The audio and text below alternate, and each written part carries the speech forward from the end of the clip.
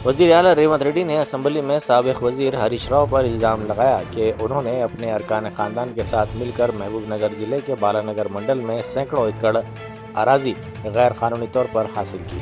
उन्होंने इस मामले की तहक़ीक़ात के लिए ऐवान की कमेटी तश्कील देने का चैलेंज भी किया। महबूबनगर जिला बालानगर मंडलंलो हरीश राव गारु सिद्दिपेट एम्मेल्ये వాళ్ళ తమ్ముడు మహేశ్వరరావు వాళ్ళ మామ హనుమంతరావు గారు వాళ్ళ బావమరిది సుమన్ రావు గారు ఒక ప్రైవేట్ కంపెనీని బెదిరించి 100 ఎకరాల భూమిని ధరణి నాటం పెట్టుకొని బదలాయించుకున్నారు।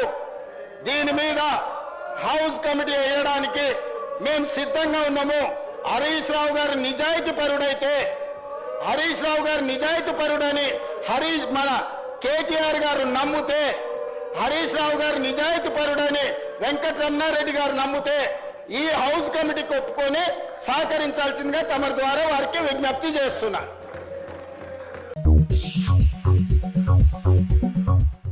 साबिक़ रियासती वज़ीर व BRS के कारगुजार सदर तारक रामाराव ने वज़ीर आला रेवंत रेड्डी पर इल्ज़ाम आयद करते हुए कहा कि उनकी 50,000 पॉलिसियों के बायस तकरीबन कई अफराद बेघर होने के खतरे से दो चार हैं।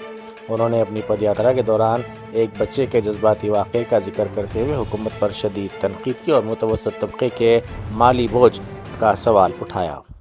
ఏ గరీబోళ్ళ ఇళ్ళైతే నువ్వు గులగొడతా అంటున్నావు, ఏ మధ్యతరగతి ప్రజలకైతే నిద్ర లేకుండా చేస్తున్నావు। ఇలా మా రాజేంద్ర నగర్ నియోజకవర్గంలో 10,000 కుటుంబాలు, ఒకటి కాదు రెండు కాదు 10,000 కుటుంబాలు అంటే ఎంత, దగ్గర దగ్గర 40-50 వేల మంది ప్రజలు అలా ఇలా కంటి మీద కునుకు లేదు। మొన్న మేము పాదయాత్ర చేసినాం ఒక 3-4 కిలోమీటర్లు। ప్రామిస్ చెప్తున్నా, చిన్న చిన్న పిల్లలు, ఒక చిన్న పిల్లగాడు వచ్చి అంకిల్ నా కిడ్నీ బ్యాంక్ తీసుకో, రేవంత్ రెడ్డికి ఇయ్యు, ఈ పైసలు తీసుకొని జర మా ఇల్లు ఇడిచిపెట్టమను అన్నాడు। నేను ఉత్తరం చెప్తలేను, ఆ పిల్లగాడు వచ్చి నా చేతిలో పెట్టి చెప్పిండు, సారీ అంకిల్ నాకు కిడ్నీ బ్యాంక్ తీసుకో, ఈ పైసలు రేవంత్ రెడ్డికి ఇయ్యు, మరి ఆయనకు చెప్పు మా ఇల్లు కూలగొట్టొద్దని చెప్పు అంటుండు। ఒక ఇల్లు అనేది సెంటిమెంటు। జీవితం అంతా కష్టపడి గరీబోళ్ళు, మధ్యతరగతి ప్రజలు పైసా కూడబెట్టి లోన్లు తెచ్చుకొని ఈఎంఐలు కట్టుకుంటా ఇల్లు కట్టుకుంటారు।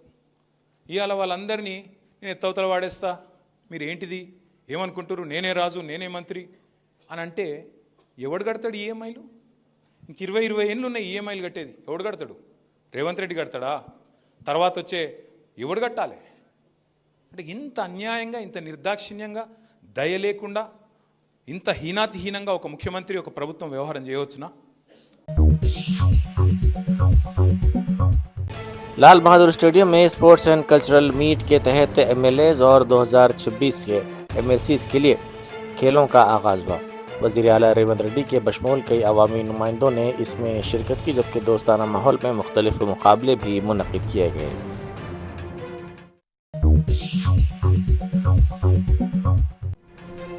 नेकलेस रोड पीपल्स प्लाजा पर आज सुबह युवा भारत 2026 रन का जोश खरोश के साथ एहतमाम किया गया। इस रन में पुरजोश लड़के लड़कियों के साथ साथ तलबा और समाज के मुख्तलिफ तबक़ात से ताल्लुक़ रखने वाले अफराद की कसीर तादाद ने शिरकत की। साबिक़ नायब वज़ीर आला M वेंकैया नायडू के अलावा मरकज़ी वज़ीर किशन रेड्डी, रियासती वज़ीर D श्रीधर बाबू के बशमूल कई मौजूद शख्सियात ने इसमें शिरकत की। शुरका के लिए 5 किलोमीटर, 2 किलोमीटर और बच्चों के लिए खुसूसी दौड़ का एहतमाम किया गया। मुक़र्रिरीन ने नौजवानों को सेहतमंद तर्ज ज़िंदगी इख्तियार करने, सोशल मीडिया के कम इस्तेमाल और ख़ानदानी व सक़ाफ़ती इक़दार को बरकरार रखने का पैगाम दिया। अर्थ आवर 2026 के मौके पर 8:30 बजे रियासती सेक्रेटेरिएट में रात 9 बजे तक तमाम लाइट्स बंद रखी गई। इस इक़दाम का मकसद माहौलियाती तहफ़्फ़ुज़ और तवानाई की बचत के सिलसिले में शऊर बेदार करना है। हर साल ये प्रोग्राम मुनक़िद किया जाता है।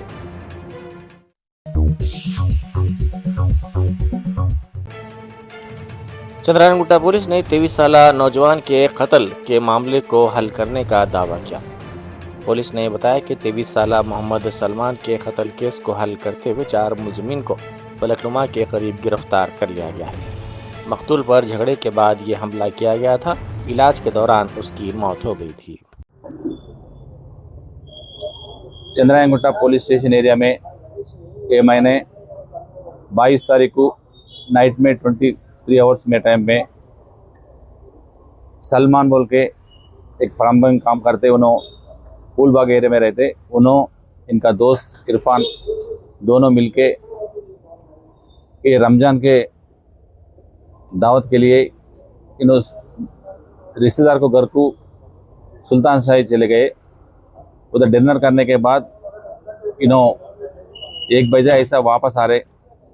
वो टाइम पे ये लकी स्टार होटल में उधर रोड पे उधर अब्दुल्ला और अमन, मतीन, सरवर, इन्हों चारों भी इनका पुराना दोस्त है। उधर बैठ के बात कर रहे। इनको देखने के बाद इरफान को बुलाए, अब्दुल्ला बुला के अरे मेरे को रमज़ान का दावत कब दे दे बोल के पूछे। मैं अभी दे दूँ बोल के उनको 200 रुपये उनका फ़ोन पे ट्रांसफ़र करा। बाद में सलमान और इरफान उधर से चले गए। उधर इधर फिर के फूलबाग एरिया में उनको दोस्तों को मिल के फिर 3 बजे का ऐसा वापस आ रहे। वो टाइम पे फिर 4 आदमी ऐसे ही बैठ के बात कर रहे। इनको बुला के बात करने के टाइम पे, इरफान से बात करने टाइम पे सलमान बाजू ठहर के उनको देख रहे। वो टाइम पे अब्दुल्ला उसको क्यों ऐसा मेरा तरफ देख रहे बोल के उसका ऊपर गुस्सा आके ऑलरेडी इनके पास एक नकुल पंच है, वो नकुल पंच से उनका मुंह से मारे और बाद में अमन एक पत्थर से मारा और ये मतीन और सरवर ये दोनों हाथ से उनके मारने के बाद ये गली में रहने वाले और ये सलमान का अम्मी हर आदमी उधर पहुंच जाने के बाद उनको देख के उन्हें उधर से भाग गए। इमीडिएटली उन्होंने 100 डायल करे तो भी पुलिस वाले चले गए। चलने के बाद उनको उधर से हॉस्पिटल को भेजा है। हॉस्पिटल से वापस आने के बाद सलमान कंप्लेंट दे दिए। कंप्लेंट के ऊपर पहले 324 केस रजिस्टर करा। वो चंद्रा रेड्डी इंस्पेक्टर एसआई को इंटरेस्ट करे। वो इन्वेस्टिगेशन के टाइम पे फिर 2 दिन के बाद सलमान को वो हेल्थ ठीक नहीं है तो फिर उन्होंने जाके उस्मानिया में एडमिट हुआ। एडमिट में टाइम पे उन्होंने 27 को अर्ली मॉर्निंग इंतकाल हुआ। कि इन्फॉर्मेशन आए तो इसको सेक्शन ऑर्डर करके 103 में BNS में सेक्शन ऑर्डर करके SHO को गोपी इन्वेस्टिगेशन कर दिए। वो 4 आदमी की अब्दुल्ला, अमन और मतीन, सरवर 4 आदमी का आज पकड़ के अरेस्ट बताए उसको। उसके पास एक नकुल पंच और पत्थर और उसका कपड़ा पूरा सीज करके उसको अरेस्ट करके आज कोर्ट में प्रोड्यूस कर रहा हूँ। चारों में अब्दुल्ला और अमन के ऊपर 2 केसेस है उसके ऊपर, इसे पुराना केसेस भी है। मेन वजह क्या बताई जा रही है कत्ल? क्या है तो इसकी अब्दुल्ला को बीवी की इससे पहले 1 साल के 6 महीने के पहले सलमान कुछ हरासमेंट करा बोल के उनका दुश्मन है। वो टाइम पे बीच में वो बड़े आदमी सामने बैठ के बात करके कॉम्प्रोमाइज हुआ। वो लगा के उसके मन में लगा के इसको अटैक कर दिया। तो सलमान जब घायल हुआ सर उसको हॉस्पिटल से फिर वापस उसको डिस्चार्ज कर दिए थे। जब क्रिटिकल था तो फिर डिस्चार्ज कैसा हुआ सर? उन्होंने डिस्चार्ज हुआ वो टाइम पे उसको ऊपर अंदर कुछ है उसको नहीं दिखा। फिर घर को आने के बाद फिर उनको प्रॉब्लम आ गई तो चले गए। सलमान के साथ वाला सलमान के साथ वाला को उन्होंने छुड़ाने के गए तो उनको भी मारा। तो प्रॉपर्टी का कैसे सीज हुआ? एक नकुल पंच और एक पत्थर सीज हुआ उसका और कपड़ा है। केस में सिर्फ 4 ही थे। 4 आदमी का अरेस्ट कर दिया आज।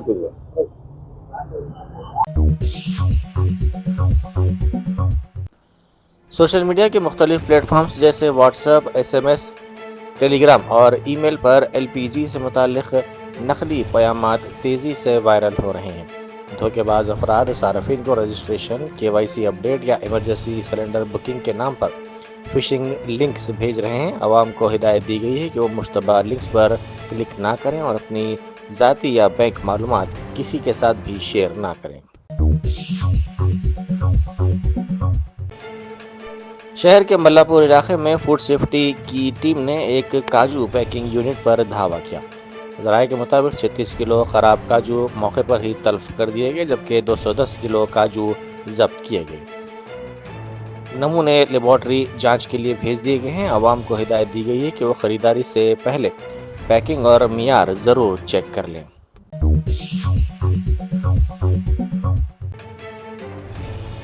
गैर कानूनी कारोबार के खिलाफ कार्रवाई की गई।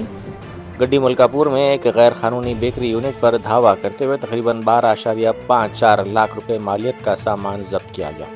नाकिस और गैर सेहत बख्श हालात में अशिया तैयार करके बाजार में सप्लाई की जा रही थी।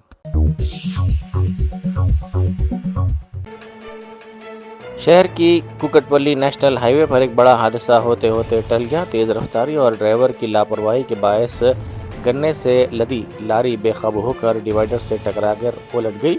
इस वाक़े के बाद ट्रैफिक मुकम्मल तौर पर मुतासिर हो गई। पुलिस ने फौरी कार्रवाई करते हुए क्रेन की मदद से गाड़ी को हटाकर ट्रैफिक की आमदरफ्त को बहाल कर दिया।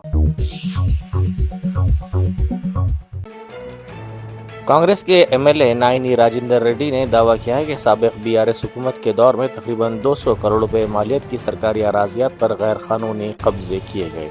उन्होंने कहा कि उनके पास आरटीआई के जरिए हासिल करदा ठोस सबूत मौजूद हैं और अगर वो अपने इल्जामात साबित ना कर सके तो 24 घंटों में इस्तीफा देने के लिए तैयार हैं। 3 సార్లు గెలిచినామని చెప్పి ఈ 3 లక్షల 5 లక్షల పంచాయతీ గురించి హౌస్ కమిటీలు అడిగారు అధ్యక్ష.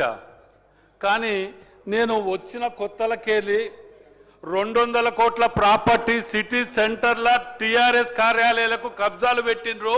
ఇన్ఫర్మేషన్ యాక్ట్ ప్రకారం పట్టుకొచ్చి నేను నోరు నెత్తిన కొట్టుకొని మీడియాలో అసెంబ్లీలో మొత్తుకుంటే ఎందుకు దీని మీద ఇది జరగట్లేదు అధ్యక్ష? ఇవాళ వీళ్ళది కనుక ఇది నేను ప్రూవ్ చేయకపోతే అధ్యక్ష 24 గంటల్లో నా ఎమ్మెల్యే సభ్యత్వానికి రాజీనామా చేస్తా అధ్యక్ష.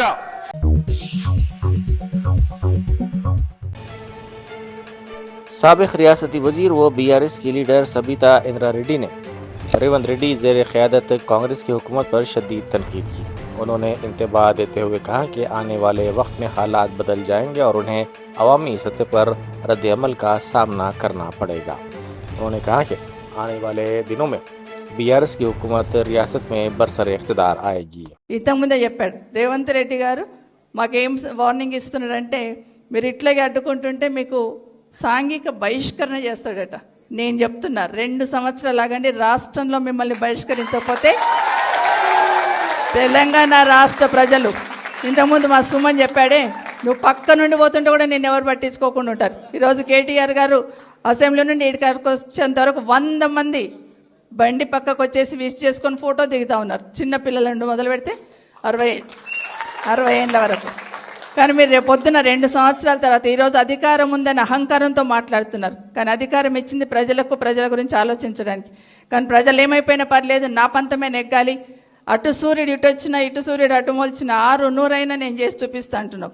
ప్రజలకు నష్టం జరిగితే అటు సూర్యుడు ఇటు మొలిచినా ఏమంటారు అటు సూర్యుడు ఇటు మొలిచినా 6-100 నిన్ను అడ్డుకొని తిరగడం మాత్రం పక్కా అని మరొకసారి మనవి చేస్తూ జై తెలంగాణ, జై కేసీఆర్.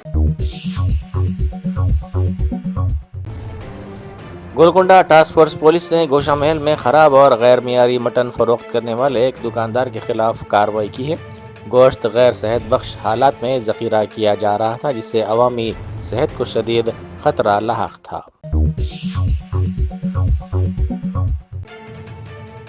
बालाकुर्ती की एमएलए यशस्वनी रेड्डी ने बीआरएस अरकान के रवैये पर शदीद बरहमी का इजहार किया। उन्होंने कहा कि असम्बली का कीमती वक्त ज़ाया किया जा रहा है और नए अरकान को गलत पैगाम दिया जा रहा है। उन्होंने पिद्दी कौशिक रेड्डी की मुअत्तली का मुतालबा भी किया और स्पीकर से ऐवान में नज़्म व ज़ब्त बहाल करने की अपील की। వాళ్ళు మాట్లాడుతూ పదే పార్టీ అంటున్నారు. మనము అంటే పార్టీతో సంబంధం లేదు అధ్యక్ష. ఇప్పుడు మర్యాద అనేది, సంస్కారం అనేది మనం పెద్దలకు ఎప్పుడైనా ఇస్తా ఉన్నామో అదే చిన్నప్పటి నుంచి కూడా నేర్చుకుంటున్నాము. మరి ఏం నేర్పియాలనుకుంటున్నారో మాకు అర్థం కావట్లేదు.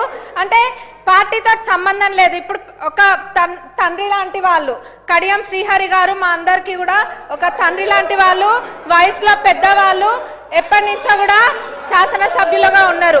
అట్లాంటి వారికి మర్యాద ఇవ్వకుండా ఎట్లా పడితే అట్లా మాట్లాడి నిన్నటి నుంచే చూస్తున్నాము. అది డిమాండ్ల మీద మాట్లాడుతుంటే, చర్చ జరుగుతుంటే, కొత్తగా సబ్జెక్ట్ ఏమైనా నేర్చుకుందామని ఇంట్రెస్టింగ్గా విందాం అనుకుంటే నూతన సభ్యులం ఎంతో మంది ఉన్నాం.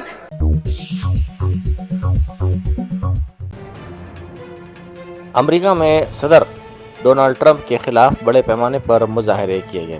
तमाम रियासतों में लाखों अफराद ने शिरकत करते हुए इंतहा पसंदी, जंग और आमरीत के खिलाफ नारे बुलंद किए।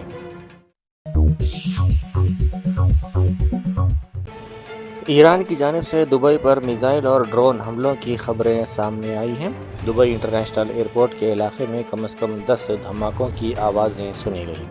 मुत्तहिदा अरब अमारात का फ़िज़ाई दिफाई निज़ाम मुतहर्रिक हो गया है, जबकि शहरियों को मोबाइल फ़ोन्स के ज़रिए अलर्ट्स जारी किए गए हैं।